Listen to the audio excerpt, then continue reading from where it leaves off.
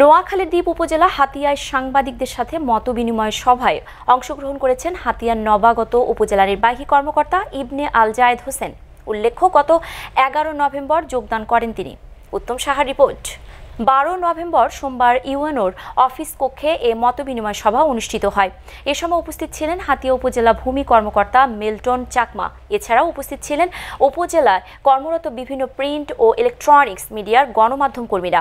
মতবিনিময়কালে নবাগত ইউএনও বলেন, সুন্দর দেশ গঠনে অগ্রণী ভূমিকা পালন করে গণমাধ্যম কর্মীরা। তাই গণমাধ্যম কর্মীদের সাথে সুন্দর একটি উপজেলা গঠনে একযোগে কাজ করতে চাই, আর এজন্যই সকল গণমাধ্যম কর্মীদের সহযোগিতা কামনা করছি। এ সময় হাতিয়া প্রেস ক্লাবের যুগ্ম আহ্বায়ক ইসমাইল হোসেন কিরণ বলেন, হাতিয়ার গণমাধ্যম কর্মীরা আপনার সহযোগিতা পেলে বাল্যবিবাহ রোধ সহ সমাজ পরিবর্তনের লক্ষ্যে সুন্দর একটি উপজেলা গঠন করবে হাতিয়ার গণমাধ্যম কর্মীরা। এছাড়াও হাতিয়ার বিভিন্ন দপ্তরের কর্মকর্তা কর্মচারীদের সাথে নবাগত ইউএনও মতবিনিময় ও পরিচিতি সভায় অংশগ্রহণ করেন।